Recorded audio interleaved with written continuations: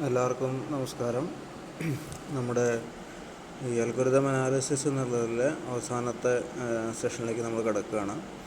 Already നമ്മൾ binary search, linear search, അതിൻ്റെ ഒരു അൽഗോരിതം അനാലിസിസ് നടത്തിയിരുന്നു. അത് വളരെ ചെറിയ രീതിയിലുള്ള അനാലിസിസ് മാത്രമേ ആവശ്യമുള്ളൂ. കാരണം ഒരു ലൂപ്പ് മാത്രം ഇൻവോൾവ് ചെയ്തിട്ടുള്ള ഒരു പ്രോസസ്സാണ് നമ്മുടെ ബൈനറി സെർച്ചും ലീനിയർ സെർച്ചും. ഓക്കെ, അതുകൊണ്ട് വളരെ എളുപ്പത്തിൽ നമുക്ക്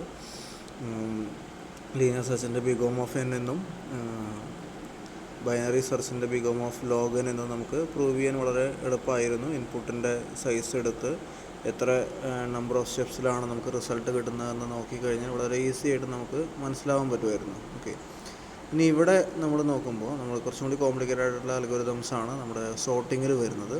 അത് ബബിൾ സോർട്ട് ആണെങ്കിലും ക്വിക്ക് സോർട്ട് ആണെങ്കിലും കുറച്ച് കോംപ്ലിക്കേഷൻ ഉണ്ട് നമ്മുടെ സെർച്ചിങ്ങിനെ അപേക്ഷിച്ച് നോക്കുമ്പോൾ. ഓക്കെ, അതിൽ നമുക്ക് ചെയ്യാൻ എളുപ്പം ബബിൾ സോർട്ട് തന്നെയാണ്. ഓക്കെ, അപ്പോൾ ചെയ്യാൻ എളുപ്പമല്ല നമ്മുടെ അൽഗോരിതത്തിൻ്റെ മെറിറ്റ് എന്ന് പറയുന്നത്, അല്ലെങ്കിൽ ഒരു പ്രോഗ്രാമിന് വളരെ ഈസി ആയിട്ട് മനസ്സിലാവുന്നു എന്നുള്ളതല്ല അതിൻ്റെ മെറിറ്റ്. നമ്മൾ അൽഗോരിതം ചെയ്തതിന് ശേഷം അത് പ്രോഗ്രാം ആക്കി മാറ്റുകയാണ്, പ്രോഗ്രാമിനെ എക്സിക്യൂട്ട് ചെയ്യുകയാണ്. അപ്പോൾ കമ്പ്യൂട്ടറാണ് അതിൽ ചെയ്യുന്നത്. കമ്പ്യൂട്ടറിന് ഏത് വർക്കും ബുദ്ധിമുട്ടുള്ള കാര്യമല്ല.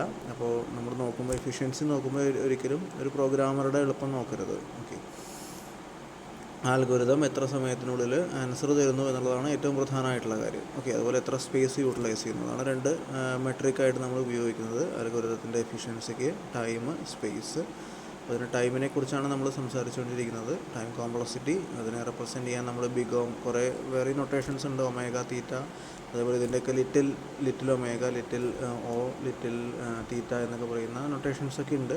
പക്ഷേ നിങ്ങൾക്ക് സിലബസിൽ നോക്കാനുള്ളത് ബിഗോ നൊട്ടേഷനെ പറ്റിയതായതുകൊണ്ട് അതിനെപ്പറ്റി മാത്രം പറയുകയാണ്. ഓക്കെ, ഇനി എഞ്ചിനീയറിങ്ങിന് നിങ്ങൾ കുറച്ച് പേരെങ്കിലും പോകുന്നുണ്ടെങ്കിൽ നിങ്ങൾക്ക് അതിനെപ്പറ്റി കൂടുതലായിട്ട് പഠിക്കാൻ സാധിക്കും. ഓക്കെ, അപ്പോൾ എന്തായാലും ഞാൻ ബിഗോ നൊട്ടേഷൻ എങ്ങനെയാണ് നമ്മുടെ ഈ ബബിൾ സോർട്ട് എന്നുള്ള അൽഗോരിതത്തിൽ വേസ്റ്റ് കേസ് ടൈം കോംപ്ലക്സിറ്റി നമ്മൾ റെപ്രസെൻറ്റ് ചെയ്യാൻ വേണ്ടി ഉപയോഗിക്കുന്നതെന്ന് പറഞ്ഞു തരികയാണ്.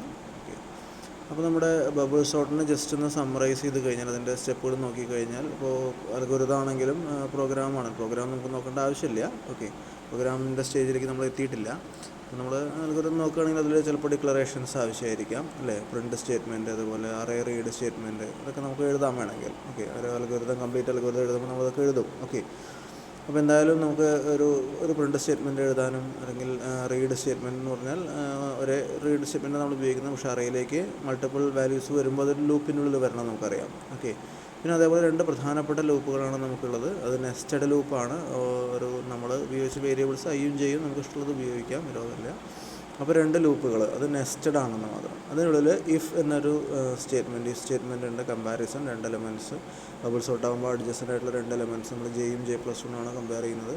അത് കമ്പയർ ചെയ്യുക, സ്വാപ്പിംഗ് ആവശ്യമാണെങ്കിൽ സ്വാപ്പ് ചെയ്യുക. ഓക്കെ, അല്ല എങ്കിൽ ഒന്നും ചെയ്യാനില്ല, അടുത്ത സ്റ്റേറ്റ്മെൻറ്റിലേക്ക് പോവുക എന്ന് മാത്രമേ ഉള്ളൂ. ഓക്കെ, അപ്പോൾ സ്വാപ്പ് ചിലപ്പോൾ നമ്മൾ ഫംഗ്ഷനായിട്ട് എഴുതിയിട്ടുണ്ടാവും. അപ്പോൾ ഫംഗ്ഷനായിട്ട് എഴുതിയിട്ടുണ്ടെങ്കിൽ അതാണ് ഞാൻ അടുത്തത് സ്വാപ്പ് എന്ന് വീണ്ടും താഴെ എഴുതിയിരിക്കുന്നത്.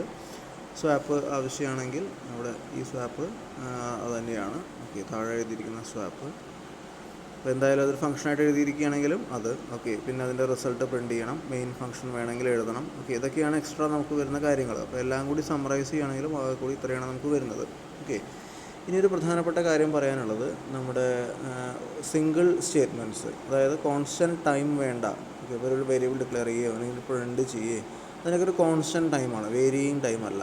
ഓക്കെ, എന്ന് പറഞ്ഞാൽ നമ്മുടെ മെസ്സേജിൻ്റെ വളരെ ലെങ്തി ആയിട്ടുള്ള മെസ്സേജ് ആണെങ്കിൽ ചിലപ്പോൾ ഒരു സമയം കൂടുമായിരിക്കും. പക്ഷെ അതൊന്നും നമ്മൾ പറഞ്ഞു ആ സെക്കൻഡ്സിലോ നാനോ സെക്കൻഡ്സിലോ അങ്ങനെയൊന്നല്ല നമ്മൾ മെഷർ ചെയ്യുന്നതെന്ന് പറഞ്ഞു. നമുക്ക് അൽഗോരിതം അനാലിസിസിൽ അതൊക്കെ ഒരു കോൺസ്റ്റൻറ്റ് ടൈം മാത്രം കൺസ്യൂം ചെയ്യുന്ന, വേരിയിങ് ടൈം കൺസ്യൂം ചെയ്യാത്ത സ്റ്റേറ്റ്മെൻറ്റുകളാണ് ഡിക്ലറേഷൻസ്. അപ്പോൾ ഡിക്ലറേഷൻസ് എല്ലാത്തിനും നമുക്ക് ബിഗോം ഓഫ് 1 എന്ന് പറയാം. ഓക്കെ, അതായത് നമ്മൾ സ്റ്റാൻഡേർഡായിട്ട് കുറച്ച് ബിഗോ ഫങ്ഷൻസ് നമ്മൾ ക്രിയേറ്റ് ചെയ്യാറുണ്ട്. ഓക്കെ, ഇതാണ് സ്റ്റാൻഡേർഡ് ആയിട്ടുള്ള ഫങ്ഷൻസ്. ഈ ഫങ്ഷൻസായിട്ട് നമ്മൾ കമ്പയർ ചെയ്യുക. ഓക്കെ, നമ്മൾ അൽഗോരിതംസ് എടുക്കുമ്പോൾ അൽഗോരിതംസിൻ്റെയൊക്കെ കോംപ്ലക്സിറ്റി ഇതിൽ ഏതെങ്കിലുമൊക്കെ ആയിട്ട് വരാനാണ് സാധ്യത. ഓക്കെ, ആണ് സ്റ്റാൻഡേർഡ് ആയിട്ടുള്ള ബിഗോ ഫങ്ഷൻസ്. ഓക്കെ, അപ്പോൾ ബിഗോം ഓഫ് 1 എന്നുള്ളതാണ് ഏറ്റവും ആയത്. ഇതിപ്പോൾ ഒരു അസെൻഡിങ് ഓർഡർ എന്ന് വേണമെങ്കിൽ പറയാം. ടൈം ഏറ്റവും കുറവ് ഉപയോഗിക്കുന്നത് മുതൽ ടൈം ഏറ്റവും കൂടുതൽ ഉപയോഗിക്കുന്നത് എന്നുള്ള രീതിയിലാണ് ഇത് അറേഞ്ച് ചെയ്തിരിക്കുന്നത്. അപ്പോൾ ബിഗോം ഓഫ് 1 എന്ന് പറഞ്ഞാൽ കോൺസ്റ്റൻറ്റ് ടൈം ആവശ്യമായത്. അതിപ്പോൾ ചിലർക്ക് ചില കോൺസ്റ്റൻറ്റ് ടൈം എന്ന് പറഞ്ഞാൽ നമുക്ക് വേണമെങ്കിൽ കമ്പ്യൂട്ടറിൽ ചെയ്യുമ്പോൾ ചിലപ്പോൾ പറയാം 2 നാനോ സെക്കൻഡിൽ ചെയ്യുമെന്ന് പറയാം, വേറൊന്ന് 4 നാനോ സെക്കൻഡ് ആയിരിക്കും, ചിലത് 1 മൈക്രോ സെക്കൻഡ് ആയിരിക്കാം. പക്ഷെ അതൊന്നും വ്യത്യാസമില്ല. കോൺസ്റ്റൻറ്റ് ടൈം എന്നുള്ളതിനെ ബിഗ് ഓം ഓഫ് 1 എന്നാണ് നമ്മൾ റെപ്രസെൻറ്റ് ചെയ്യുക. അത് എത്ര സെക്കൻഡാണോ അല്ലെങ്കിൽ എത്ര മില്ലി സെക്കൻഡോ മൈക്രോ സെക്കൻഡോ നമ്മൾ മെഷർ ചെയ്യാൻ മെനക്കെടുന്നില്ല. നമുക്ക് അത്രയും ഡീപ്പായിട്ട് പോകേണ്ട ആവശ്യമില്ല. അൽഗോരിതം നമുക്ക് ഏതാ ബെസ്റ്റ് ചൂസ് ചെയ്യേ വേണ്ടു. അപ്പോൾ അതിൽ ഇത്രയൊന്നും കാര്യങ്ങൾ നമുക്ക് വെറുതെ കൊണ്ടുവന്ന് കോംപ്ലിക്കേറ്റഡ് ആക്കേണ്ട ആവശ്യമില്ല. അപ്പോൾ കോൺസ്റ്റൻറ്റ് ടൈം ആവശ്യമുള്ളവർക്കൊക്കെ ബിഗ് ഓം ഓഫ് 1. ഓക്കെ, അടുത്ത ഒരു വലിയ ഫംഗ്ഷനാണ് big O of log N എന്ന് പറയുന്നത്. എന്നിനേക്കാട്ടിലും ചെറുതാണ് ലോഗ് എൻ. ഓക്കെ, ഇപ്പോൾ ശ്രദ്ധിക്കുക, 2 പവർ ലോഗ് 2 ആണ് കേട്ടോ, ലോഗ് 10 അല്ല, ലോഗ് നാച്ചുറൽ ലോഗ് അല്ല, ലോഗ് 2 അത് എഴുതിയിട്ടില്ല എന്നുള്ളത് ശ്രദ്ധിക്കുക. ലോഗ് 2 ആണ്. ഓക്കെ, ബേസ് 2 ആയിട്ടുള്ള ലോഗരിതം എൻ. അതെപ്പോഴും നമുക്ക് നോക്കിയാൽ അറിയാം. ഇപ്പോൾ ലോഗ് 2 എന്ന് പറഞ്ഞാൽ 1 ആയിരിക്കും, ലോഗ് 4 എന്ന് പറഞ്ഞാൽ 2 ആയിരിക്കും. അതായത് ആ നമ്പറിനെക്കാട്ടിലും ചെറുതാണ്. അപ്പോൾ എന്നിനേക്കാട്ടിലും ചെറുതാണ് ലോഗ് എൻ. ഓക്കെ, അതുകൊണ്ടാണ് അത് സെക്കൻഡ് പ്ലേസിൽ വന്നത്, big O of log n എന്നുള്ളത്. അടുത്തത് ബിഗ് ഓം ഓഫ് എൻ ആണ്. ഓക്കെ, അടുത്തത് big O of n into log N. N log n എഴുതിയിട്ടുണ്ട്, അങ്ങനെ തന്നെ പറയുക. എൻ ഇൻറ്റു ലോഗ് എൻ ആണ്, മൾട്ടിപ്ലൈഡ് വിത്ത് ലോഗ് എൻ എന്നുള്ളതാണ് കേട്ടോ. Okay, n into log n. Okay, അതാണ് കുറച്ചും കൂടി വലിയ ഫംഗ്ഷൻ. പിന്നെ big O of n square, N cube, അല്ലെങ്കിൽ എക്സ്പോണൻഷ്യലായിട്ട് 2ൻ്റെ പവറോ എന്താ വെച്ചാൽ അത്. അപ്പോൾ അങ്ങനെയായിട്ടാണ് നമ്മൾ പോകുന്നത്. ഇപ്പോൾ എൻ സ്ക്വയർ എൻ ക്യൂബ് എന്നുള്ളത് നമ്മൾ ക്വാഡ്രാറ്റിക് അല്ലെങ്കിൽ പോളിനോമിയൽ എന്നാണ് പറയുക, എൻ സ്ക്വയർ എൻ ക്യൂബ് അങ്ങനെയൊക്കെ. ഓക്കെ, അപ്പോൾ കോൺസ്റ്റൻ്റ് ആയിട്ടുള്ള ബിഗ് ഫങ്ഷൻസ് ഉണ്ട്, പോളിനോമിയലായിട്ടുള്ള ഫങ്ഷൻസ് ഉണ്ട്, അതുപോലെ എക്സ്പോണൻഷ്യൽ ആയിട്ടുള്ള ഫങ്ഷൻസ് ഉണ്ട്. ഓക്കെ, ഇങ്ങനെയാണ് ഏകദേശം നമുക്ക് വരുന്ന അൽഗോരിതത്തിനൊക്കെ നമുക്ക് ഇതിനുള്ളിൽ പെടുത്താം. ഓക്കെ, നമ്മൾ വലിയ അൽഗോരിതംസ് വലിയ റിസർച്ചിലേക്കൊന്നും പോകുന്നില്ല. അവിടെ പോവുകയാണെങ്കിൽ വളരെ കോംപ്ലിക്കേറ്റഡ് ആയിട്ടുള്ള ഫങ്ഷൻസ് വേണ്ടി വരും. നമുക്കിപ്പോൾ തൽക്കാലം ഈ ഫങ്ഷൻസൊക്കെ ആവശ്യമുള്ളൂ. ഓക്കെ, ഇതിൽ തന്നെ മാക്സിമം എൻ ക്യൂബ് വരെയൊക്കെയാണ് നമ്മൾ പോവാറ്. ഓക്കെ, അപ്പോൾ നമ്മുടെ അൽഗോരിതംസൊക്കെ ബിഗ് ഓം ഓഫ് 1 വരുന്ന അൽഗോരിതംസ് ഉണ്ടെന്ന് പറയാൻ പറ്റില്ല. Big O of log N, അതുപോലെ big O of N, N log N, N square, N cube. Okay, ആ രീതിയിൽ ഇപ്പോൾ വേണമെങ്കിൽ എൻ സ്ക്വയർ ലോഗ് എൻ അങ്ങനെയൊക്കെ എഴുതാം. ഓക്കെ, ഞാൻ ജനറലായിട്ട് കുറച്ചെണ്ണം പറഞ്ഞത് മാത്രം. ഓക്കെ, അപ്പോൾ ഏത് രീതിയിലാണെങ്കിലും ഇതൊക്കെയാണ് സ്റ്റാൻഡേർഡ് ആയിട്ടുള്ള ഫങ്ഷൻസ്. ഓക്കെ, അപ്പോൾ അങ്ങനെ നോക്കുമ്പോൾ ഡിക്ലറേഷൻസിന് എനിക്ക് ബിഗ് ഓം ഓഫ് 1 എന്ന് എഴുതാം. ഓക്കെ, അതെല്ലാം കോൺസ്റ്റൻറ്റ് ടൈമിൽ വർക്ക് ചെയ്യുന്ന ആൾക്കാരാണ്. പിന്നെ അതുപോലെ പ്രിൻറ്റ് സ്റ്റേറ്റ്മെൻറ്റ്, ഒരു പ്രിൻറ്റ് സ്റ്റേറ്റ്മെൻറ്റും ബിഗ് ഓം ഓഫ് 1 തന്നെയാണ്. പക്ഷേ റീഡ് ചെയ്യാൻ നമുക്കൊരു ലൂപ്പ് വേണം. നമുക്കറിയാം, അറയിലേക്ക് വാല്യൂസ് റീഡ് ചെയ്യാൻ ലൂപ്പ് വേണം. അപ്പോൾ എൻ എന്ന നമ്പർ ഓഫ് ഇൻപുട്സിന് അവിടെ വാല്യൂ ഉണ്ട്. ഓക്കെ, എൻ എന്ന് പറഞ്ഞാൽ എപ്പോഴും നമ്പർ ഓഫ് ഇൻപുട്സ് ആണ്, ശ്രദ്ധിക്കുക. അപ്പോൾ നമ്മൾ എന്ത് ചെയ്യും, അതിനെ നമുക്ക് ബിഗ് ഓം ഓഫ് എൻ എന്ന് എഴുതാം, വിരോധമൊന്നുമില്ല. Big O of N. Okay, എന്ന് പറഞ്ഞാൽ എത്ര പ്രാവശ്യം അത് വർക്ക് ചെയ്യുന്നു എന്നുള്ളതാണ് നോക്കുന്നത്. ആ ലൂപ്പ് നമ്മൾ പറഞ്ഞു എപ്പോഴും കീ പോയിൻറ്റ്സ് എത്ര പ്രാവശ്യം വർക്ക് ചെയ്യുന്നു എന്നുള്ളതാണ് നമ്മുടെ പ്രധാനപ്പെട്ട കൺസേൺ എന്ന് നമ്മൾ പറയുണ്ടായി. ഇനി അടുത്ത 2 ലൂപ്പുകൾ വരുമ്പോൾ നമ്മുടെ for i equal to i എന്നുള്ള ലൂപ്പ് എൻ പ്രാവശ്യമേ വർക്ക് ചെയ്യുള്ളൂ. ഇപ്പോൾ ബിഗ് ഓം ഓഫ് എൻ എന്ന് പറയാം, എൻ ടൈംസ് അത് വർക്ക് ചെയ്യുന്നുള്ളൂ. ഓക്കെ, അതിൻ്റെ ഉള്ളിലത്തെ ലൂപ്പ് ജെ എന്നുള്ള ലൂപ്പ് എൻ പ്രാവശ്യമല്ല, എൻ സ്ക്വയർ പ്രാവശ്യം വർക്ക് ചെയ്യുന്നുണ്ട്. ഏകദേശം എൻ സ്ക്വയർ, എല്ലാ പ്രാവശ്യം നമുക്ക് എൻ സ്ക്വയർ എന്ന് പറയാൻ പറ്റില്ല. ഓക്കെ, എന്നാലും എൻ സ്ക്വയർ ടൈംസ് വർക്ക് ചെയ്യുമെന്ന് നമുക്ക് പറയാം. കാരണം ഐ ഈക്വൽ ടു 0 ആകുമ്പോൾ എൻ ടൈംസ് വർക്ക് ചെയ്യും, ഐ ഈക്വൽ ടു 1 ആകുമ്പോൾ n-1 കൃത്യമല്ല n-1 ടൈംസ് വർക്ക് ചെയ്യും, അടുത്ത n-2 ടൈംസ് വർക്ക് ചെയ്യും, അങ്ങനെ വർക്ക് ചെയ്ത് പോകുന്നുണ്ട്. ഓക്കെ, അപ്പോൾ നമുക്കതിനെ എൻ സ്ക്വയർ എന്ന് പറയാം. എന്തുകൊണ്ടാണെന്ന് ഞാൻ താഴെ പറഞ്ഞിട്ടുണ്ട്. ഓക്കെ, അതുപോലെ ഇഫ് എന്നുള്ള ലൂപ്പ്, അപ്പോൾ ഇഫ് എന്നുള്ള കൺട്രോൾ സ്ട്രക്ചർ, അപ്പോൾ നമ്മുടെ ഉള്ളിലത്തെ 4 എൻ സ്ക്വയർ ടൈംസ് വർക്ക് ചെയ്യുന്നുണ്ടെങ്കിൽ അതിൻ്റെ താഴെയുള്ള ഇഫും എൻ സ്ക്വയർ ടൈംസ് വർക്ക് ചെയ്യണം. ഓക്കെ, സ്വാപ്പ് എല്ലാ പ്രാവശ്യം വർക്ക് ചെയ്യണമെന്നില്ല. ഇഫ് കണ്ടീഷൻ ട്രൂ ആണെങ്കിൽ മാത്രമേ വർക്ക് ചെയ്യേണ്ട ആവശ്യമുള്ളൂ. ഓക്കെ, നമുക്ക് മാക്സിമം നമ്മൾ വേസ്റ്റ് കേസാണ് നമ്മൾ എടുക്കുന്നത്, മാക്സിമം പോസിബിലിറ്റിയാണ് നമ്മൾ നോക്കുന്നത്. അപ്പോൾ അതിനെയും big O of n square എന്ന് പറയാം. Less than big O of n square തന്നെയാണ് എങ്കിലും നമുക്ക് പറയാം. ഓക്കെ, പിന്നെ അതുപോലെ സ്വാപ്പ് എന്നൊരു ഫംഗ്ഷൻ നമ്മൾ എഴുതുകയാണെങ്കിൽ അതിന് ബിഗ് ഓം ഓഫ് 1. അത് ഒരു ടെമ്പററി വേരിയബിളോ അല്ലെങ്കിൽ അല്ലാതെയോ ഇൻറ്റിജേഴ്സ് ആണെങ്കിൽ പ്ലസ്സോ മൈനസോ ഉപയോഗിച്ചിട്ടോ നമ്മൾ ചെയ്യുന്ന ഒരു സ്വാപ്പിംഗ് ആണ്. ഓക്കെ, പിന്നെ പ്രിൻ്റ് റിസൾട്ടിന് ഇതേപോലെ എൻ ടൈംസ് അത് വർക്ക് ചെയ്യേണ്ടി വരും, ലൂപ്പ് ഉണ്ടാവും. ഓക്കെ, പിന്നെ ഒരു മെയിൻ ഫംഗ്ഷൻ, അതിന് ജനറൽ ആയിട്ടുള്ള ഡിക്ലറേഷൻസും ഫംഗ്ഷൻ്റെ കോളും കാര്യങ്ങളൊക്കെ ആയിരിക്കും. അപ്പോൾ അതിലും നമുക്ക് അധികം സമയം പോകുന്നില്ല, അതും ബിഗ് ഓം ഓഫ് 1 എന്ന് നമുക്ക് പറയാം. ഓക്കെ, അപ്പോൾ ഇങ്ങനെയാണ് നമ്മൾ ബബിൾ സോർട്ടിനെ ഒന്ന് സമ്മറൈസ് ചെയ്തിരിക്കുന്നത്. ഓക്കെ, അപ്പോൾ ഞാൻ നമ്മുടെ ഉള്ളിലത്തെ ഫോർ ലൂപ്പ്, അതായത് ജെ ഈക്വൽ ടു 0 എന്ന് പറയുന്ന ആ ലൂപ്പിൽ എന്തുകൊണ്ടാണ് big O of n square എന്നുള്ളതാണ് താഴെ പറഞ്ഞിരിക്കുന്നത്. അപ്പോൾ ഐ ഈക്വൽ ടു 0 ആകുമ്പോൾ ജെ n-1 ടൈംസ് വർക്ക് ചെയ്യും, ജെ ലെസ് ദാൻ, അതുപോലെ ഐ ലെസ് ദാൻ n-1 ആണ്. അപ്പോൾ എൻ പ്രാവശ്യം വർക്ക് ചെയ്യുന്ന less than or equal to n-1 ആണെങ്കിൽ എൻ ടൈംസ് വർക്ക് ചെയ്യുന്നു, 0 മുതൽ n-1 വരെ വർക്ക് ചെയ്യുന്നു പറയാം. 0 മുതൽ n-1 വരെ വർക്ക് ചെയ്യുന്നില്ല, n-2 വരെ വർക്ക് ചെയ്യുന്നുള്ളൂ. ഓക്കെ, അപ്പോൾ അതുകൊണ്ട് ഐയും വർക്ക് ചെയ്യുന്നത് n ടൈംസ് എന്ന് പറയാൻ പറ്റില്ല, n-1 ടൈംസിനേ ഉള്ളൂ. പക്ഷേ ഈ 1 ഒക്കെ നെഗ്ലിജിബിൾ ആയതുകൊണ്ട് നമ്മൾ n-1 പകരം n എന്ന് എടുക്കുന്നു എന്ന് മാത്രം. ഓക്കെ, അപ്പോൾ നമ്മൾ ജസ്റ്റ് പറയുകയാണെങ്കിൽ i = 0 ആകുമ്പോൾ j n-1 ടൈംസ് വർക്ക് ചെയ്യുന്നു, i = 1 ആകുമ്പോൾ j n-2 ടൈംസ് വർക്ക് ചെയ്യുന്നു. ഓക്കെ, i = 2 ആകുമ്പോൾ j n-3 ടൈംസ് വർക്ക് ചെയ്യുന്നു. അങ്ങനെ പോകുന്നു. ഓക്കെ, നമ്മളിപ്പോൾ ഏകദേശം അങ്ങനെ പോയി i = n-2 ആകുമ്പോൾ j = 1 ടൈം, അതാണ് അവസാനിക്കുന്നത്. ഓക്കെ, അതിൻ്റെ വാല്യൂ മാക്സിമം പോകുന്നത് n-2 വരെയാണ്. അപ്പോൾ അതായി കഴിഞ്ഞാൽ j ഒറ്റ പ്രാവശ്യം വർക്ക് ചെയ്യുള്ളൂ, രണ്ടും ഒറ്റൊരു കമ്പാരിസൺ മാത്രമേ ഉള്ളൂ. അതോടുകൂടി നമ്മുടെ അൽഗോരിതം നിൽക്കുകയാണ്. ഓക്കെ, അപ്പോൾ നമ്മൾ കണക്കൂട്ടി നോക്കുമ്പോൾ താഴേന്ന് അങ്ങോട്ട് മുകളിലേക്ക് കണക്കൂട്ടി കേട്ടോ. ഓക്കെ, ഇവിടുന്ന് മുകളിലോട്ട് താഴേന്ന് മുകളിലേക്ക് കണക്കിട്ടത് 1 2 3 n-3 n-2 n-1 അങ്ങനെ. ഓക്കെ, തിരിച്ചും കണക്കാക്കി ചെയ്യാം, വരവുന്നില്ല. നമുക്ക് സാധാരണ നമ്മൾ അസെൻഡിങ് ഓർഡറിൽ ചെയ്യുന്നതുകൊണ്ട് അങ്ങനെ എഴുതിയെന്ന് മാത്രം. 1 + 2 + 3 + അങ്ങനെ n-3 + n-2 + n-1 എന്നുള്ള രീതിയിൽ അങ്ങനെയാണ് അത്ര പ്രാവശ്യമാണ്. ഓക്കെ, അപ്പോൾ അതിനൊക്കെ സമ്മറൈസ് ചെയ്യുമ്പോൾ നമ്മളൊരു എക്സാമ്പിൾ എടുത്ത് നോക്കിയാൽ മനസ്സിലാവും. n × n-1/2 ആണ്. ഈ ഫോർമുല നിങ്ങൾക്ക് അറിയുന്നുണ്ടാവും.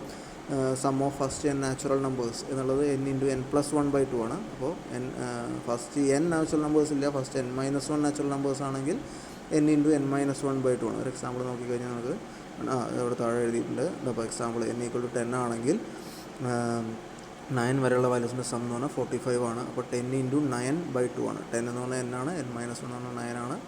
/2 ചെയ്താൽ നമുക്ക് 45 കിട്ടും, 90/2. ഓക്കെ, അപ്പോൾ ആ രീതിയിലാണ് നമ്മൾ ചെയ്യുന്നത്. അപ്പോൾ അങ്ങനെ ചെയ്യുമ്പോൾ നമുക്ക് n × n-1/2 എന്നാണ് നമുക്കതിൻ്റെ ടോട്ടൽ റണ്ണിങ് ടൈം കിട്ടുന്നത്. അപ്പോൾ അതിനെ എക്സ്പാൻഡ് ചെയ്യുമ്പോൾ n² - n/2, അതിനെ സ്പ്ലിറ്റ് ചെയ്ത് n²/2 - n/2 നമുക്ക് എഴുതാം. ഓക്കെ, കുഴപ്പമൊന്നുമില്ല. ഓക്കെ, അപ്പോൾ നമ്മളിങ്ങനെ എഴുതുമ്പോഴും ഞാൻ പറയാം എന്തുകൊണ്ടാണ് ഞാനതിനെ big-O(n² എന്ന് എഴുതിയത്. ഓക്കെ, ഇപ്പോൾ n²/2 - n/2 ആണ്. അപ്പോൾ എന്തായാലും n²/2-നേക്കാളും കുറവാണ്. n²/2 ആണെങ്കിൽ നമ്മളതിനെ n² എന്നാണ് എടുക്കുന്നത്. കാരണം n²/2 എന്നൊരു സ്റ്റാൻഡേർഡ് ഫംഗ്ഷൻ നമ്മുടെ കയ്യിലില്ല. ഓക്കെ, അപ്പോൾ അങ്ങനെ /2 /3 അങ്ങനെയൊക്കെ പല വാല്യൂസും വരാം. അപ്പോൾ നമുക്ക് ഓരോന്നിനും സ്റ്റാൻഡേർഡായിട്ട് അങ്ങനെ /2 /3 /4 അങ്ങനെ എഴുതി പോകാൻ പറ്റില്ല. അപ്പോൾ അതുകൊണ്ട് നമ്മൾ സ്റ്റാൻഡേർഡായിട്ട് big-O(n² എന്നാണ് പറയുന്നത്. ഓക്കെ, അപ്പോൾ നമുക്ക് ഈ ഫോർമുലയിൽ നിന്ന് കണ്ടാൽ തന്നെ നമുക്ക് മനസ്സിലാവും n²/2 എന്നുള്ളത് n²-നേക്കാളും ചെറുതാണ്, അതുകൊണ്ട് n² വലുതാണ്. ഇപ്പോഴും നമുക്ക് മുകളിൽ നിൽക്കണം. വേസ്റ്റ് കേസാണ് നമ്മൾ കൺസിഡർ ചെയ്യുന്നത്. അപ്പോൾ ഇതിന് താഴേക്ക് നമ്മുടെ ഫംഗ്ഷൻ്റെ നമ്മുടെ ഈ ശരിക്കുള്ള അൽഗോരിതത്തിൻ്റെ വർക്കിംഗ് വരാൻ പാടുള്ളൂ. അപ്പോൾ മുകളിൽ ഉയർന്നു നിൽക്കുന്ന അപ്പർ ബൗണ്ട് എന്നാണ് നമ്മൾ പറയുക. big-O നൊട്ടേഷൻ എപ്പോഴും അപ്പർ ബൗണ്ടാണ് തീരുമാനിക്കുന്നത്. അതായത് അതിൻ്റെ മുകളിലേക്ക് big-O പറയുന്ന അതിൻ്റെ മുകളിലേക്ക് ഒരിക്കലും നമ്മുടെ അൽഗോരിതത്തിൻ്റെ ടൈം പോകാൻ പാടില്ല. ഓക്കെ, എപ്പോഴും big-O പറയുന്ന ആ വാല്യൂ എപ്പോഴും ഉയർന്നു നിൽക്കണം. നമ്മുടെ പറയുന്ന അൽഗോരിതത്തിൻ്റെ ടൈം എപ്പോഴും താഴ്ന്നു നിൽക്കണം. അപ്പോഴാണ് നമ്മളതിനെ big-O ആ വാല്യൂ വെച്ചിട്ട് നമ്മൾ റെപ്രസെൻറ്റ് ചെയ്യുക. ഓക്കെ, അപ്പർ ബൗണ്ടാണ് എപ്പോഴും തരിക, വേസ്റ്റ് കേസാണെന്ന് ഞാൻ പറയുണ്ടായി. അപ്പോൾ മാക്സിമം നമ്മൾ ഇത് വിചാരിച്ചിട്ട് ചെയ്ത് കഴിഞ്ഞാൽ മാക്സിമം അല്ലേ. ഓക്കെ, നമ്മൾ പറഞ്ഞു എന്ത് കാര്യം ചെയ്യുമ്പോൾ നമ്മൾ മാക്സിമം എത്ര പ്രശ്നങ്ങൾ വരും എന്ന് വിചാരിച്ച് നമ്മൾ ചെയ്യുകയാണെങ്കിൽ അതിലും ചെറിയ പ്രശ്നം വരാൻ സാധ്യത ഉണ്ടാവില്ലായിരിക്കും. പക്ഷെ നമുക്ക് സർവൈവ് ചെയ്യാൻ പറ്റും, യാതൊരു കുഴപ്പമില്ല. എന്നാൽ ചെറിയ പ്രശ്നമേ വരുള്ളൂ എന്ന് വെച്ചാൽ നമ്മൾ ഒരു കാര്യം ചെയ്തു, വലിയ പ്രശ്നം വന്നു കഴിഞ്ഞാൽ നമുക്ക് ഒന്നും ചെയ്യാൻ പറ്റാത്ത അവസ്ഥയോ. അപ്പോൾ അതുകൊണ്ട് എപ്പോഴും നമ്മൾ കൂടുതൽ പ്രശ്നങ്ങൾ അല്ലെങ്കിൽ കൂടുതൽ എഫിഷ്യൻസിക്കുള്ള മാർഗ്ഗങ്ങൾ അന്വേഷിക്കുക. അപ്പോൾ കുറച്ച് നമുക്ക് പ്രശ്നങ്ങൾ വന്നാലും നമുക്ക് കുറേയൊക്കെ സർവൈവ് ചെയ്യാൻ പറ്റും. ഓക്കെ, അപ്പോൾ ആ രീതിയിലാണ് നമ്മൾ ഉള്ളിലത്തെ ഫോർ ലൂപ്പിന് big-O(n² എന്നുള്ളത് കൊടുത്തത്. ഓക്കെ, അതുപോലെ ഇഫിനും n² എന്ന് കൊടുത്തു. ഓക്കെ, ഇനിയിപ്പോൾ നമ്മൾ അതെല്ലാം കൂടി ഓരോ അൽഗോരിതത്തിൻ്റെ ബബിൾ സോർട്ട് എന്നുള്ള അൽഗോരിതത്തിൻ്റെ ടൈം മൊത്തത്തിൽ നമ്മൾ കാൽക്കുലേറ്റ് ചെയ്യാൻ വിചാരിക്കുക. അപ്പോൾ 1 big-O(1) എന്ന് പറഞ്ഞിട്ടുണ്ട്. അപ്പോൾ കോൺസ്റ്റൻറ്റ് ഏറ്റവും താഴെ എഴുതിയിട്ടുണ്ട്. ഓക്കെ, രണ്ടും കൂടി കാണാൻ വേണ്ടിയിട്ട് ഈ വിൻഡോ അങ്ങനെ വെച്ചിരിക്കുകയാണ്, ചെറുതാക്കാതെ. അപ്പോൾ 1 എന്ന് ഞാൻ ഏറ്റവും താഴത്തെ ലൈനുകൾ തൊട്ടും സെക്കൻഡ് ലാസ്റ്റ് ലൈൻ നോക്കുക. ഓക്കെ, 1 എന്നുള്ള ഏറ്റവും മുകളിലത്തെ ലൈനിൽ big-O(1) എന്ന് എഴുതിയ 1 ആണ് അവിടെ എഴുതിയിരിക്കുന്നത്. അടുത്ത big-O(n) എന്ന് എഴുതിയിട്ടുണ്ട്. ആ n ആണ് രണ്ടാമത് എഴുതിയിരിക്കുന്നത്. അടുത്തൊരു big-O(n) കൂടി ഉണ്ട്, അതാണ് അടുത്ത n. അടുത്ത n² ആണ്, അത് എഴുതിയിട്ടുണ്ട്. അതിൻ്റെ അടുത്ത n² ആണ്, അത് എഴുതിയിട്ടുണ്ട്. അതിൻ്റെ അടുത്തതും ചെറുതാണ്, n²-നേക്കാളും കുറവാണ്, എന്നാലും നമുക്ക് n² എന്ന് പറയാൻ പറ്റുള്ളൂ. ഓക്കെ, n² എന്ന് നമ്മൾ പറഞ്ഞു. ഓക്കെ, അല്ലെങ്കിൽ n²-നേക്കാളും താഴെയുള്ളത് n-log(n) അതാവോ ഇല്ലയോ നമുക്ക് പ്രൂവ് ചെയ്യേണ്ടി വരും. ഓക്കെ, അപ്പോൾ തൽക്കാലം നമ്മളിപ്പോൾ n² തൽക്കാലം എടുക്കുന്നു.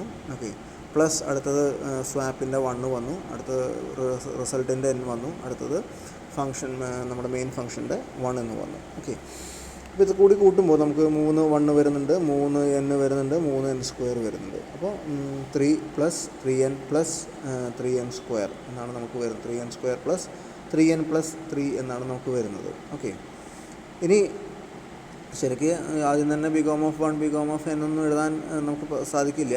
1 n n n² അങ്ങനെ നമ്മൾ എഴുതി പോകേണ്ടത്. എന്നിട്ട് നമ്മൾ f(n) ഇങ്ങനെ കാൽക്കുലേറ്റ് ചെയ്തു. ഓക്കെ, ഇങ്ങനെ കാൽക്കുലേറ്റ് ചെയ്ത് വെച്ചു. ഇതാണ് ഇപ്പോൾ നമ്മുടെ ബബിൾ സോർട്ടിന് എടുക്കുന്ന മാക്സിമം ടൈം. n ഇൻപുട്ട് ഉണ്ടെങ്കിൽ 3n² + 3n+3 എന്നാണ് മാക്സിമം വരാവുന്നത്. ഓക്കെ, അതായത് നെഗ്ലിജിബിൾ ആയിട്ടുള്ള ചിലതൊക്കെ നമ്മൾ കളഞ്ഞു, അല്ലാതെ അതായത് കോൺസ്റ്റൻറ്റ് എന്നുള്ള രീതിയിൽ നമ്മൾ പറഞ്ഞപ്പോൾ കുറേ എണ്ണം പോയി. ഓക്കെ, ഇനി നമുക്ക് ഇതിലായിട്ട് കമ്പയർ ചെയ്യണം. ഓക്കെ, ഇപ്പോൾ 3n² + 3n+3, അതായത് 3 × n² ആണ്. n²നേക്കാളും വലുതാണ് 3n². അതിൻ്റെ കൂടെ 3n കൂടി കൂട്ടി, അപ്പോൾ വീണ്ടും വലുതായി, +3 വീണ്ടും വലുതായി. ഓക്കെ, അപ്പോൾ നമ്മളിത് നോക്കുമ്പോൾ ഈ ഒരു ചാർട്ട്, ഈ ഒരു ഓർഡർ നോക്കുമ്പോൾ big-O(1) ഒരിക്കലും വരില്ല, big-O(log(n) ഒരിക്കലും വരില്ല, big-O(n) വരില്ല, big-O(n)log(n) വരില്ല, big-O(n² വരില്ല എന്ന് നമുക്ക് തോന്നും, പക്ഷേ നമുക്ക് വേണമെങ്കിൽ ആവാം, അല്ലെങ്കിൽ big-O(n³). അപ്പോൾ ഇതനുസരിച്ച് നോക്കുകയാണെങ്കിൽ നമ്മുടെ അൽഗോരിതത്തിൻ്റെ സമയം 3n² + 3n+3 ആണ്. നമ്മൾ പറഞ്ഞു എപ്പോഴും നമ്മുടെ ബിഗ്-O റെപ്രസെൻറ്റേഷൻ ഈ ടൈമിനെക്കാട്ടിലും മുകളിൽ നിൽക്കണം. അപ്പോൾ നമ്മൾ പെട്ടെന്ന് ആലോചിക്കുമ്പോൾ നമ്മൾ പറയും n²നേക്കാട്ടും വലുതാണല്ലോ ഇത്, 3 × n² + 3n+3 എന്നുള്ളത് എന്തായാലും n²നേക്കാട്ടും വലുതാണ്. അപ്പോൾ നമുക്ക് big-O(n² എന്ന് തന്നെ പറയാൻ പറ്റില്ല എന്ന് വേണമെങ്കിൽ നിങ്ങൾക്ക് ഒറ്റ നോട്ടത്തിൽ പറയാം, പക്ഷേ അങ്ങനെയല്ല കാര്യങ്ങൾ. ഓക്കെ, അപ്പോൾ നമ്മളൊരിക്കലും big-O(n³ ആണെന്ന് നമ്മൾ ഇത് കണ്ടിട്ട്, ഇങ്ങനെ കണ്ടിട്ട് n²നേക്കാട്ടും വലുതാണല്ലോ എന്ന് കണ്ടിട്ട് അടുത്ത n²നേക്കാട്ടും വലുതായിട്ടുള്ള n³ പോകരുത്. ഓക്കെ, അപ്പോൾ അതിനുള്ള കാര്യങ്ങളാണ് പറയാൻ പോകുന്നത്. ഓക്കെ, അപ്പോൾ എന്തായാലും നമുക്ക് മനസ്സിലാവും 3n² + 3n+3 ഒരിക്കലും big-O(1)ൻ്റെ അതിനേക്കാട്ടിലും എത്രയോ വലുതാണെന്ന് അറിയാം, അപ്പോൾ അത് ഉപയോഗിക്കാൻ പറ്റില്ല നമുക്കറിയാം. big-O(log(n)നേക്കാട്ടിലും എത്രയോ വലുതാണെന്ന് അറിയാം, അത് ഉപയോഗിക്കാൻ പറ്റില്ല എന്നറിയാം. big-O(n)നേക്കാട്ടിലും വലുതാണെന്ന് അറിയാം, അതും നമുക്ക് ഉപയോഗിക്കാൻ പറ്റില്ല എന്നറിയാം. big-O(n)log(n)ഉം നമുക്ക് ഉപയോഗിക്കാൻ പറ്റില്ല എന്നറിയാം. പിന്നെ ചില തെറ്റിദ്ധരിച്ച് നമ്മൾ പറയുന്നത് big-O(n²) പറ്റില്ല എന്ന് പറയും, പക്ഷേ അത് പറ്റും എന്നാണ് നമ്മൾ അടുത്ത് പറയാൻ പോകുന്നത്. അപ്പോൾ അതുവരെയുള്ളത് n² വരെയുള്ള കാര്യങ്ങൾ നമുക്ക് എന്തായാലും ഒഴിവാക്കാം. ഓക്കെ, അത് നമുക്ക് മനസ്സിലായിട്ടുണ്ടെന്ന് വിചാരിക്കുന്നു. കാരണം n²നേക്കാളും വലിയ ടേമുകളാണ് 3n² + n-log(n)നേക്കാളും വലിയ ടേമുകളാണ് 3n² + 3n+3 എന്നുള്ളത്. ഓക്കെ, അപ്പോൾ അതുകൊണ്ട് അതുവരെയുള്ള കാര്യങ്ങളൊക്കെ നമുക്ക് ഒഴിവാക്കാം. ഇനി അടുത്ത് പറയാൻ പോകുന്നത് നമ്മുടെ നമ്മൾ ഫംഗ്ഷൻ ഇങ്ങനെ കിട്ടിയത് അല്ലേ, f(n) = 3n² + 3n+3. ഇത് നമ്മുടെ ബിഗ്-O നൊട്ടേഷൻ്റെ ഡെഫിനിഷൻ എന്ന് പറഞ്ഞാൽ ഇതാണ്. f(n) അല്ലെങ്കിൽ t(n) എന്നാണ് ജനറലി പറയുക. നമ്മൾ കാൽക്കുലേറ്റ് ചെയ്ത ആ അൽഗോരിതത്തിൻ്റെ റണ്ണിങ് ടൈം. ഓക്കെ, അപ്പോൾ f(n) = big-O(g)(n) എന്ന് പറയണമെങ്കിൽ ഈ g(n) ആണ് നമ്മളിപ്പോൾ ഇവിടെ കാണിച്ചിട്ടുള്ളത്. സ്റ്റാൻഡേർഡായിട്ട് കുറച്ച് നമ്മൾ കാണിച്ചല്ലോ, 1, അതുപോലെ log(n), n, n-log(n), n² n³ 2n എന്നൊക്കെ പറഞ്ഞല്ലോ. ഓക്കെ, ഇതൊക്കെയാണ് g(n). ഓക്കെ, അപ്പോൾ നമുക്ക് f(n) = big-O(g)(n). f(n) എന്നാണ് നമ്മളിപ്പോൾ കാൽക്കുലേറ്റ് ചെയ്തത് 3n² + 3n+3. അതിനെ big-O(g)(n) എന്ന് പറയണമെങ്കിൽ if and only if എന്താണ്, f(n) should always be less than or equal to c × g(n) ആണ്. ഓക്കെ, ഇതിൽ n എന്ന് പറഞ്ഞാൽ നമ്പർ ഓഫ് ഇൻപുട്സ് ആണെന്ന് നമുക്കറിയാം, അതെപ്പോഴും ഇൻറ്റിജർ വാല്യൂ ആയിരിക്കും അല്ലേ. ഓക്കെ, ഒരു ഇൻറ്റിജർ ഹോൾ നമ്പർ ആയിരിക്കും. ഇനി c എന്ന് പറഞ്ഞിട്ടൊരു കോൺസ്റ്റൻറ്റും കൂടി ഉണ്ട്. അങ്ങനെ ഒരു ഇൻറ്റിജർ കോൺസ്റ്റൻറ്റിനെയും കൂടി നമ്മൾ കണ്ടുപിടിക്കണം. If and only if f(n) less than or equal to c × g(n) provided n is number of inputs and c is a positive integer constant എന്നാണ് ഡെഫിനിഷൻ. ഓക്കെ, അപ്പോൾ ബിഗ്-O നൊട്ടേഷൻ്റെ ഡെഫിനിഷൻ പറയുന്നത് f(n) = big-O(g)(n) if and only if f(n) should always be less than or equal to, നമ്മൾ calculate ചെയ്ത value 3n² + 3n+3 എന്നുള്ളത് it should always be less than or equal to c × g(n). g(n) നമുക്കറിയാം, നമ്മൾ കണ്ടിട്ടുള്ള standard ആയിട്ടുള്ള function big-O(1) ആവാം, n ആവാം, means log(n) ആവാം, n ആവാം, n × log(n) ആവാം, n² ആവാം, n³ ആവാം. ഓക്കെ, അപ്പോൾ ഇതൊക്കെയാണ് സ്റ്റാൻഡേർഡ് ആയിട്ടുള്ള g(n). ഓക്കെ, അപ്പോൾ അങ്ങനെ c × g(n) ആവണമെങ്കിൽ എന്താണ്, provided n is A number of inputs, നമുക്കറിയാവുന്ന കാര്യമാണ്. ഓക്കെ, പിന്നെ c is A positive integer constant ആണ്, അത് മാറാൻ പാടില്ല. ഓക്കെ, n-ൻ്റെ വാല്യൂ മാറുന്നതിനനുസരിച്ച് c-ൻ്റെ വാല്യൂ മാറാൻ പാടില്ല, അത് കോൺസ്റ്റൻ്റായി നിൽക്കണം. ഓക്കെ, അതാണ് നമ്മുടെ ഡെഫിനിഷൻ എന്ന് പറഞ്ഞാൽ. ഓക്കെ, ഇനി നമുക്ക് അങ്ങനെ ഒരു g(n) ആണ് കണ്ടുപിടിക്കേണ്ടത്. അപ്പോൾ f(n) = big-O(g)(n) നമുക്ക് റെപ്രസെൻറ്റ് ചെയ്യണം. ഓക്കെ, അപ്പോൾ അത് ഏത് g(n) ആണ് പറ്റുക എന്നുള്ളതാണ് നമ്മൾ നോക്കാൻ പോകുന്നത്. നമുക്ക് എന്തായാലും 1 പറ്റില്ല, കോൺസ്റ്റൻറ്റ് പറ്റില്ല, log(n) പറ്റില്ല, n പറ്റില്ല, n-log(n) പറ്റില്ല എന്നൊക്കെ ഏകദേശം നമുക്കിത് കണ്ടപ്പോൾ തന്നെ മനസ്സിലായിട്ടുണ്ടാവും. 3n² + 3n+3. ഇനി അടുത്തത് നമുക്ക് n² പറ്റില്ല എന്ന് പറയാൻ വരട്ടെ. അതിന് മുമ്പ് ഞാൻ അതിൻ്റെ ഇതല്ല എഴുതിയത് താഴെ. ഓക്കെ, അത് n ആണെങ്കിൽ അല്ലെങ്കിൽ log(n) ആകുമ്പോൾ എന്ത് സംഭവിക്കുന്നതാണ്, അതൊന്നും നടക്കുന്ന കാര്യമല്ല, അതൊന്നും നമുക്ക് വരില്ല എന്ന് നമുക്ക് ഉറപ്പിക്കാം. ഓക്കെ, അപ്പോൾ നമുക്ക് n² എടുക്കാം. ഓക്കെ, നിങ്ങളൊന്ന് ബുക്കിൽ എഴുതി നോക്കുക. ഓക്കെ, നിങ്ങൾ വർക്കൗട്ട് ചെയ്തിലൊന്നും കാര്യമില്ല. ഓക്കെ, വെറുതെ കാണാപ്പാടം പഠിച്ച് പോകേണ്ട ഒരു കാര്യമല്ല, അത് അൽഗോരിതം അനാലിസിസ് ആണ്. അനാലിസിസ് ചെയ്യുമ്പോൾ എപ്പോഴും കാര്യങ്ങൾ മനസ്സിലാക്കിയിട്ടേ ചെയ്യാൻ പറ്റുള്ളൂ, ബൈ ഹാർട്ട് ചെയ്ത് ചെയ്യാൻ പറ്റില്ല. ഓക്കെ, അപ്പോൾ നിങ്ങൾ ബുക്കും പേപ്പറും എടുക്കുക. എന്തും പറയുമ്പോൾ നിങ്ങൾ നോട്ട് ചെയ്യാൻ ശ്രമിക്കുക. ഓക്കെ, ഇപ്പോൾ നോട്ട്സ് തന്നിട്ടുണ്ട് അല്ലെങ്കിൽ വേറെ എന്ത് തന്നിട്ടുണ്ടെന്ന് പറഞ്ഞാലും ക്ലാസ് എടുക്കുമ്പോൾ ചിലപ്പോൾ കുറച്ചധികം പോയിൻറ്റ്സ് പറയാൻ പറ്റിയെന്ന് വരും. ഓക്കെ, അപ്പോൾ അങ്ങനെയൊക്കെ സംഭവിക്കുമ്പോൾ ആ പോയിൻറ്റ്സ് കൃത്യമായി നിങ്ങൾ നോട്ട് ചെയ്യുക. ഓക്കെ, നമ്മൾ എക്സാം എഴുതുമ്പോഴും പോയിൻറ്റ്സാണ് ഏറ്റവും പ്രധാനം. പിന്നെ അതിനെ എക്സ്പാൻഡ് ചെയ്ത് നിങ്ങൾക്ക് ആ പോയിൻറ്റ്സ് നിങ്ങൾക്ക് അറിയാമെങ്കിൽ എക്സ്പാൻഡ് ചെയ്ത് എഴുതാനും നിങ്ങൾക്ക് വലിയ ബുദ്ധിമുട്ടുണ്ടാവില്ല. ഓക്കെ, അപ്പോൾ ഞാൻ എടുക്കുന്ന ഫംഗ്ഷൻ g of n എന്നുള്ളത് ഇപ്പോൾ n² ആണ്. ഓക്കെ, n² ഞാൻ ഇപ്പോൾ ഇവിടെ കാണിച്ചിട്ടില്ല. ഓക്കെ, n² ആണ്. ഓക്കെ, അപ്പോൾ ഞാൻ f of n കണക്കാക്കുകയാണ്. അപ്പോൾ എന്നിൻ്റെ വാല്യൂ ആദ്യം പോലെ തുടങ്ങണം. എന്നിൻ്റെ വാല്യൂ മിനിമം വാല്യൂ 1 ആണല്ലോ. ഓക്കെ, 0 ആണെങ്കിൽ നമുക്ക് വർക്ക് ചെയ്യില്ല. എന്നിൻ്റെ വാല്യൂ മിനിമം 1 ആവാം. ഇപ്പോൾ സോർട്ടഡ് അറേ ചോദിക്കുകയാണെങ്കിൽ അതിനെ സോർട്ട് ചെയ്യും. ഒറ്റ എലമെൻ്റേ ഉള്ളൂ, ആ എലമെൻറ്റ് മാത്രം. 2 എലമെൻ്റേ ഉള്ളൂ, അതിനെ നമ്മൾ സോർട്ട് ചെയ്യാം. ഓക്കെ, റീഅറേഞ്ച് ചെയ്യണമെങ്കിൽ അറേഞ്ച് ചെയ്യാം. 3, 4, 5 അങ്ങനെ എത്ര വേണമെങ്കിലും പോവാം. ഓക്കെ, അപ്പോൾ നമുക്ക് മിനിമം n = 1 എന്ന് ഫിക്സ് ചെയ്യാം. ഓക്കെ, ആ നമ്പർ ഓഫ് ഇൻപുട്സിനും പ്രാധാന്യമുണ്ട് കേട്ടോ. ചില അൽഗോരിതത്തിന് നമ്പർ ഓഫ് ഇൻപുട്സ് ചിലപ്പോൾ മിനിമം 5 വേണമെന്നുണ്ടായിരിക്കാം, ചിലപ്പോൾ 6 വേണമെന്നുണ്ടായിരിക്കാം, ചിലപ്പോൾ 100 വേണമെന്നുണ്ടായിരിക്കാം. അപ്പോൾ അതിനനുസരിച്ച് നമ്മൾ സെറ്റ് ചെയ്യണം. അവിടെ മുതലേ നമ്മൾ തുടങ്ങേണ്ട ആവശ്യമില്ല, അതിന് ബാക്കിലേക്ക് പോകേണ്ട ആവശ്യമില്ല. അപ്പോൾ ഇവിടെ നമ്മൾ ഷോർട്ടിങ്ങിൽ ഒരു എലമെൻ്റ് ആണെങ്കിൽ നമുക്ക് ആ എലമെൻറ്റ് ആ വാല്യൂ മാത്രം ഡിസ്പ്ലേ ചെയ്തിട്ട് അത് ഷോർട്ടഡ് ആണെന്ന് പറയാം, രോഗമൊന്നുമില്ല. ഓക്കെ, അപ്പോൾ if n = 1 ആണെങ്കിൽ ഓക്കെ നമുക്ക് f of n എന്ത് വരും? 3n² 3n² എന്ന് പറഞ്ഞാൽ 3 × 1² + 3 × 1 + 3 ആണ് നമുക്ക് വരിക. അതായത് 9 ആണ് നമുക്ക് ആൻസർ വരിക. ഓക്കെ, ഇനി അതെന്താവണം? It should be less than or equal to c × g of n. അപ്പോൾ g of n ഞാൻ എടുക്കുന്നത് ഇപ്പോൾ ഇവിടെ ഞാൻ എഴുതിയിട്ടുള്ളത് n-ൻ്റെ ആണ്, അത് നിങ്ങൾ നോക്കണ്ട. g of n = n ആണ്, അത് n² ആണെന്ന് നിങ്ങൾ n² ആക്കുക ഇതിനെ. Okay, g of n = n² എന്ന് നിങ്ങളാക്കുക. g of n = n² ആയാലും ഇവിടെ വലിയ വ്യത്യാസം വരാൻ പോകുന്നില്ല. കാരണം n എന്ന് പറഞ്ഞാലും n² എന്ന് പറഞ്ഞാലും n 1 ആണെങ്കിൽ 1 തന്നെയാണ്. 1 1² ഒക്കെ 1 തന്നെയാണ്. ഓക്കെ, അപ്പോൾ g of n = n² എന്ന് പറഞ്ഞു കഴിഞ്ഞാൽ എന്താവും? 1 തന്നെയാണ് വരിക. അപ്പോൾ g of n = 1 ആണ്. അപ്പോൾ c × 1 എന്ന് പറഞ്ഞാൽ അപ്പോൾ 9 should be less than or equal to എന്താണ് പറയുന്നത്? 9 എന്നാണ് പറയുന്നത്. അതായത് റൈറ്റ് സൈഡിലുള്ള വാല്യൂ എപ്പോഴും വലുതായി നിൽക്കണം, ലെഫ്റ്റ് സൈഡിൽ എപ്പോഴും ചെറുതാവണം. അപ്പോൾ റൈറ്റ് സൈഡിൽ വലുതാവണമെങ്കിൽ നമുക്ക് മിനിമം 9 എങ്കിലും സിക്ക് ഉണ്ടാവണം വേണ്ടേ? ഓക്കെ, അപ്പോഴാണ് ഈക്വൽ ആവുള്ളൂ. ഇനി വലുതാവാൻ വേണമെങ്കിൽ ഓക്കെ, അപ്പോൾ നമ്മുടെ ഈക്വൽ കേസ് നമുക്ക് എടുക്കാം. അപ്പോൾ C should be at least 9 okay എന്നുള്ളതാണ് നമ്മുടെ ആൻസർ. ഓക്കെ, ഇനി ഇതോട് നമുക്ക് നിർത്താൻ പറ്റില്ല. ഇതോടുകൂടി നമുക്ക് നമ്മുടെ g of n n² ആണെന്ന് പറയാൻ പറ്റില്ല. ഇതിപ്പോൾ n = 1 മാത്രമേ ചെക്ക് ചെയ്തിട്ടുള്ളൂ. ഇനിയൊരു നമുക്ക് അടുത്ത 2-3 ചെക്ക് ചെയ്ത് നോക്കണം, അപ്പോഴേ മാത്രമേ നമുക്കത് ഉറപ്പിക്കാൻ പറ്റുള്ളൂ. ഓക്കെ, ഇനി n = 2 എടുത്ത് നോക്കുക. n = 2 എടുത്ത് നോക്കിയാൽ f of n എന്ത് വരും? 3 × 2² + 3 × 2 + 3 അതായത് 21 എന്നുള്ള ആൻസറാണ് വരിക. അപ്പോൾ 21 ഇതിപ്പോൾ ഞാൻ g of n n ആയിട്ട് എടുത്തിട്ടാണ് ചെയ്തിരിക്കുന്നത്. ഓക്കെ, നിങ്ങൾ എടുക്കേണ്ടത് n² ആണ്. ഓക്കെ, നിങ്ങൾ n² എടുത്ത് നോക്കുക. c × g of n എന്ന് പറഞ്ഞാൽ n² എന്ന് പറഞ്ഞാൽ 2 × 4 c എന്ന് പറഞ്ഞാൽ നമുക്ക് 9 എന്ന് നമ്മൾ ഓൾറെഡി പറഞ്ഞിട്ടുണ്ട്. അപ്പോൾ 9 × 4 എന്ന് പറഞ്ഞാൽ 36 ആണ്. അപ്പോൾ 21 is less than or equal to 36. ശരിയാണോ? ശരിയാണ്. ഓക്കെ, ഇപ്പോൾ n എടുത്താൽ അത് ശരിയാവില്ല, അതുകൊണ്ടാണ് ഞാൻ പറഞ്ഞത് 9 × 2 എന്ന് പറഞ്ഞാൽ 18 ആണ്. 21 less than or equal to 18 അല്ല. അപ്പോൾ n എടുക്കാൻ പറ്റില്ല എന്ന് പറഞ്ഞാൽ നമ്മൾ റിജക്റ്റ് ചെയ്യാണ് വേണ്ടത്. ഓക്കെ, അപ്പോൾ ആ സ്റ്റെപ്പോൾ നമ്മൾ കാണിക്കേണ്ട ആവശ്യമില്ല.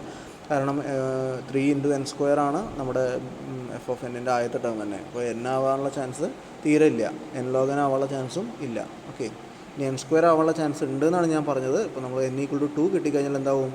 3 × 4 + 3 × 2 + 3 അതായത് 21 എന്നുള്ളത് less than or equal to അല്ലെങ്കിൽ ലെസ് ദാൻ എന്താണ്? 9 × 2². 9 × 2² എന്ന് പറഞ്ഞാൽ 9 × 4 36 ആണ്. ഇനി അങ്ങോട്ട് n = 3 എടുക്കുകയാണ് വിചാരിക്കുക. n = 3 എടുത്താൽ എന്താ വരിക? 3 × 3² 3² എന്ന് പറഞ്ഞാൽ 9 ആണ്. 9 × 3 27 ആണ്. പ്ലസ് 3 × 3 എന്ന് പറഞ്ഞാൽ 9. 27 + 9 36 + 3 36 + 3 എന്ന് പറഞ്ഞാൽ 39 ആണ്. ഓക്കെ, 39 ആണ് 21ൻ്റെ സ്ഥാനത്ത് വരിക n = 3 ആകുമ്പോൾ. അപ്പോൾ നമ്മുടെ 9 × ഇനി 3ൻ്റെ ക്യൂബ് അല്ലേ, മീൻസ് n². ഓക്കെ, 3ൻ്റെ സ്ക്വയർ എത്രയാണ്? 9 × 9 81 ആണ്. 39 is surely less than 81. Okay, അപ്പോൾ നമുക്ക് നിസ്സംശയം പറയാം സി എന്ന് പറഞ്ഞാൽ 9 ആണെങ്കിൽ നമുക്ക് എന്ത് എഴുതാം? സി = 9 ആണെങ്കിൽ f of n = big O of n² എന്ന് എഴുതാം. എന്താണ് condition? f of n is always less than or equal to c × അതായത് 9 × n². ഓക്കെ, മനസ്സിലാവുന്നുണ്ടോ? അപ്പോൾ സിയുടെ വാല്യൂ 9 ആണ് മിനിമം എങ്കിൽ നമുക്ക് ഈ കണ്ടീഷൻ സാറ്റിസ്ഫൈ ചെയ്യാൻ ബുദ്ധിമുട്ടില്ല. അപ്പോൾ സി എന്ന് പറഞ്ഞാൽ ഒരു ഇൻറ്റിജർ കോൺസ്റ്റൻ്റ് ആവണമെന്നേ ഉള്ളൂ. ഇത്ര ആവണം, ഇത്ര കുറവായിരിക്കണം എന്നോ ഇത്ര കൂടുതലായിരിക്കണം എന്നോ യാതൊരു നിബന്ധനയില്ല. അപ്പോൾ അതുകൊണ്ട് തന്നെ വളരെ ഈസി ആയിട്ട് നമുക്ക് എഴുതാൻ സാധിക്കും. ഓക്കെ, അപ്പോൾ നിങ്ങൾ ചെയ്ത് നോക്കി നമുക്ക് മനസ്സിലായെന്ന് വിചാരിക്കുന്നു. അപ്പോൾ ഇങ്ങനെയാണ് നമ്മൾ അൽഗോരിതം അനാലിസിസ് നടത്തുമ്പോൾ ചെയ്യേണ്ടത്. എഫ് ഓഫ് എൻ നമ്മൾ റഫ്ലി കണ്ടുപിടിക്കുക. കൃത്യമായിട്ട് നമുക്ക് ചെയ്യാൻ പറ്റില്ല. കോൺസ്റ്റൻറ്റിനെല്ലാം ബിഗം ഓഫ് 1 കൊടുക്കുക. ലൂപ്പുകൾ വരുമ്പോൾ n കൊടുക്കാം. ഓക്കെ, അത് വരുമ്പോൾ n-1 n-2 ഒക്കെ ആയിരിക്കാം, പക്ഷേ അതിനെ നമുക്ക് n കൊടുക്കാം. n/2 വരെയാണെങ്കിൽ നമുക്ക് n കൊടുക്കാം, വിരോധമില്ല. ഓക്കെ, ഈ ഒരു ഫോർമുല വെച്ച് നമുക്ക് നോക്കുകയാണെങ്കിൽ n/2നെ എന്ന് പറയാം. ഓക്കെ, അതേപോലെ n² വരുന്നതിനെ n² എന്ന് എഴുതാം. n³ 3 ലൂപ്പുകൾ നെസ്റ്റഡ് ലൂപ്പുകൾ വരികയാണെങ്കിൽ അതിനെ n³ നമുക്ക് എഴുതാം. Okay, generally. ഓക്കെ, എക്സ്പോണൻഷ്യലാണ് വരുന്നതെങ്കിൽ 2 പവർ എന്ന് നമുക്ക് എഴുതാൻ സാധിക്കും. ഓക്കെ, അപ്പോൾ ആ രീതിയിൽ എങ്ങനെയാണെന്ന് വെച്ചാൽ റഫ്ലി നമ്മൾ എഫ് ഓഫ് എൻ കണ്ടുപിടിക്കുക, അല്ലെങ്കിൽ ടി ഓഫ് ചില റിസൾട്ടിൽ ടി ഓഫ് എന്നാണ് പറയുക. ഓക്കെ, അപ്പോൾ എന്തായാലും നമ്മൾ കണ്ടുപിടിച്ച് കഴിഞ്ഞാൽ അതിനെ F of N equal to big O of G of N എന്ന് നമുക്ക് എഴുതാൻ സാധിക്കണം. നമുക്ക് ഏകദേശം ആ എഫ് ഓഫ് എൻ കണ്ടു കഴിഞ്ഞാൽ മനസ്സിലാവും ഏതിനൊക്കെ ഒഴിവാക്കാം. ഓക്കെ, നിസ്സംശയം ഒഴിവാക്കാൻ പറ്റുന്നതിനെ ഒഴിവാക്കുക. അത് കഴിഞ്ഞിട്ട് സംശയമുള്ളതിന്, അല്ലെങ്കിൽ 3n² എന്ന് പറയുമ്പോൾ n² ഒഴിവാക്കരുത്, അതിനെ നിർത്തുക. അപ്പോൾ 3n³ ആണ് വിചാരിക്കുക നമുക്ക് കിട്ടിയത്. 3n³ plus some n² plus some n plus n3 എന്നാണ് വിചാരിക്കുക. അപ്പോൾ നമ്മൾ n³ തൊട്ട് മുമ്പുള്ള അതിനൊക്കെ ഒഴിവാക്കാം.